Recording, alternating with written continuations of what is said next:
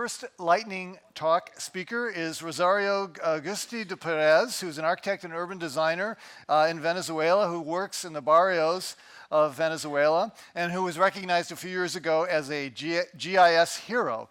And she will be talking about geodesign framework for illegal developments in Latin American cities. So, Rosario, hi. Thank you. Hello.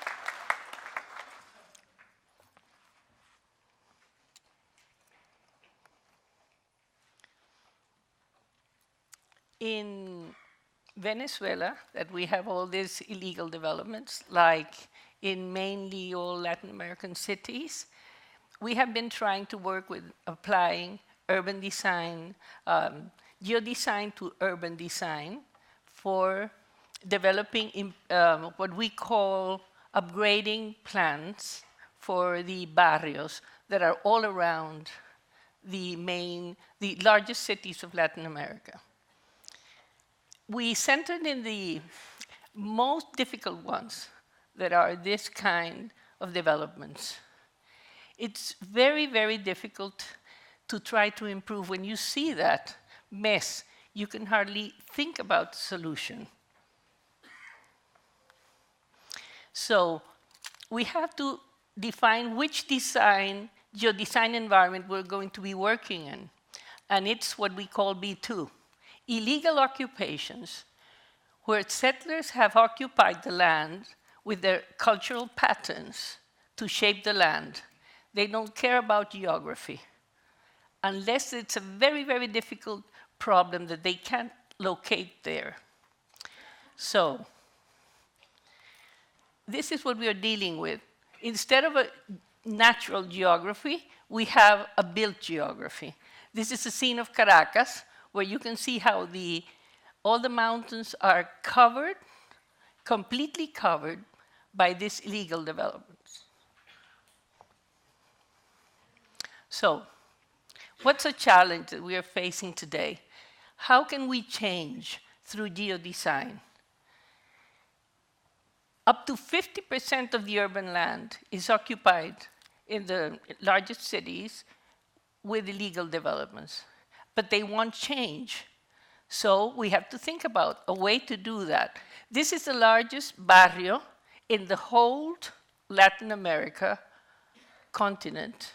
It has 120,000, that's a population, in 96 hectares. So it's absolutely crowded. There is no open space, no services, nothing.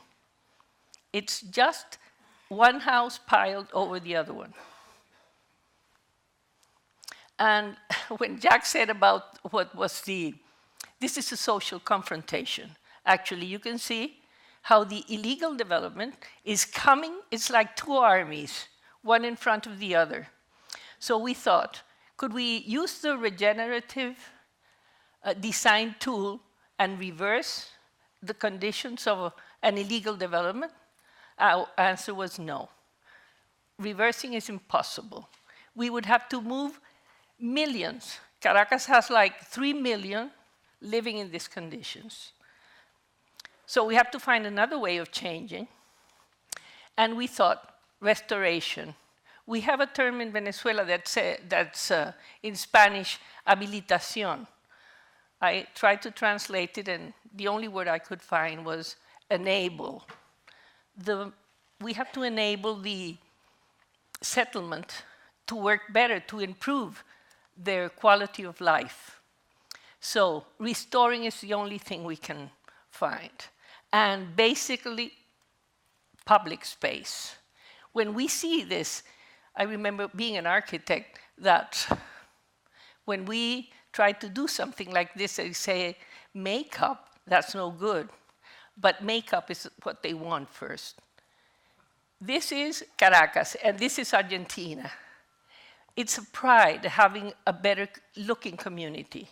And there is a statement from our Mexican distributors. He says, poor doesn't mean being ugly. And they feel that way. People from these barrios want to look better. And painting is the easiest thing to do. So we have to respect their aesthetical values.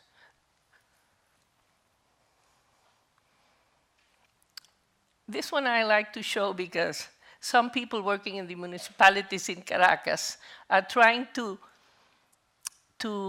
fulfill the demand for having a better look. So artists are working on this. They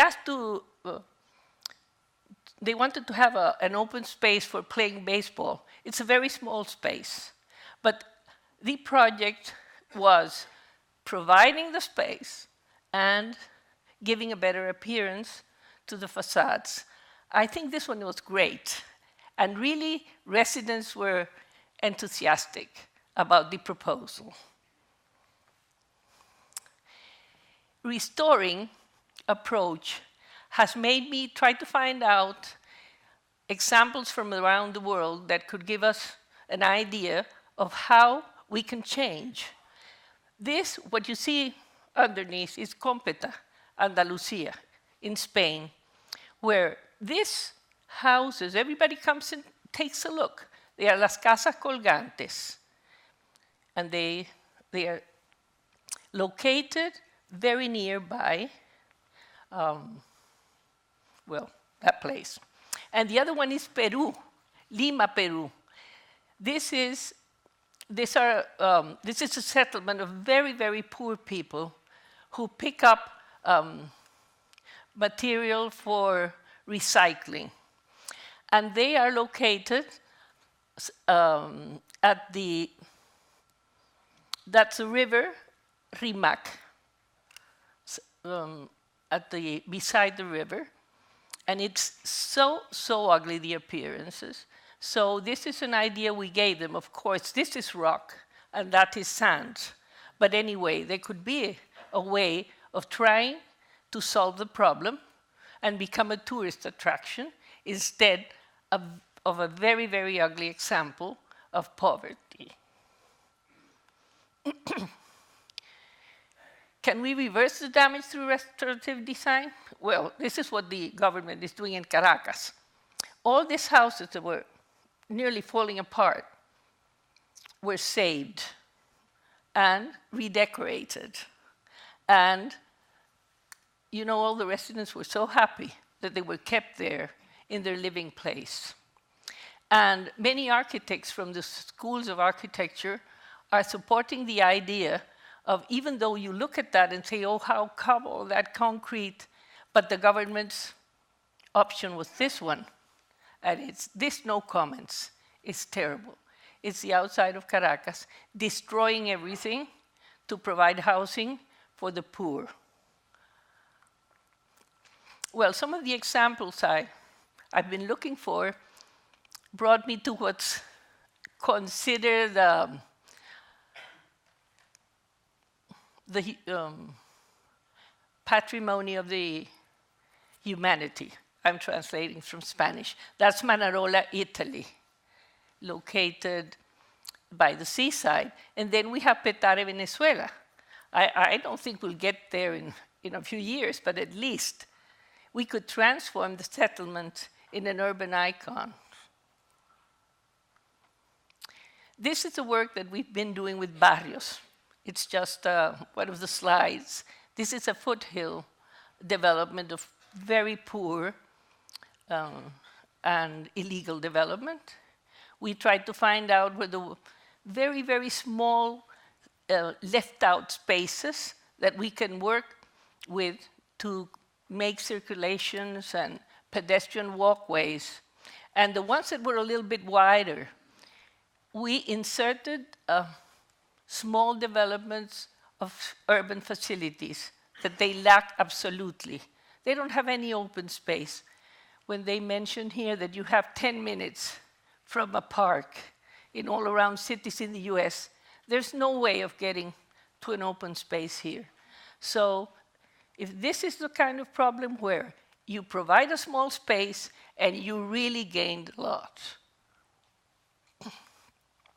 The other way, restorative approach, is to reconstruct what we call the urban tissue, trying to insert very, very small facilities that provide services like schools or health services. We have a policy that's called nose cut. In Spanish, is desnarizar. Some of the buildings, you can cut a little bit of the facade. Residents accept, because even though you lose a little bit of your facade, then you get a new one and you get improvements in your house. When I said public space, that's our main purpose to trying to change. It includes underneath. So some very clever engineers were designing this sewer system and drainage system, a combination of all of them, on the only space available that are the pedestrian walkways. Then we had to find out, where can we change, actually? We have the problem. We know that we can change through restoration, different kinds of restoration. Then, what can we really change when your design is limited by social variables for us? Then, two main aspects are the ones that are restricting change. One is residents' connection to the site. If they have been living there for a long time, they don't want to move. Absolutely no. And the other one is social domains. Groups of residents, small groups that live nearby, they know each other and they support each other. When they talked about surviving this morning, surviving here is related to belonging to a social domain. You are sure and safe if you belong to a small group that protects you and could take care of your kids, give you some small amounts of food in case you have a need for them and you can restore them afterwards. So those are the two basic social constraints for developing, for identifying what can we change. So we measured residents' connection with the environment through the time of residence. Because you have been there 20 years, and everything according to the age of the settlement. And social domains, we had to identify through surveys who have continuous relations with whom, whoever have. And then you can define spatially, locate what the social domain is. Combining those, we have a model 3 that we call upgrading areas, that are really the areas where we can work for the beginning. They provide a framework for change, and for those areas we can apply the concepts of restoration and reconciliation. We developed this model. The model 1 is the residents' connection with the environment. After we did it, we realized that we should have made more intervals because we had more than 25, 10 to 14, 15 to 25, because they began settling at the north end and they had been settling towards the south. The last ones here have less than 5 years, so they are really not, they don't have those strong connections to the site, and they are located in the worst area. I mean, it's irregular topography and not well drained. The other one is the social domains. They have different names, La Flores, El Desvío, and from the name you can tell who belongs to where. Then we have which areas are the upgrading areas. Really, we still have to make another run of this one with the smaller intervals. But here is where ArcGIS give the opportunity for doing it in a proper way with a social approach. This one is the last one, and I always have it there because it's the best example of integration with geography. Casares, Andalusia.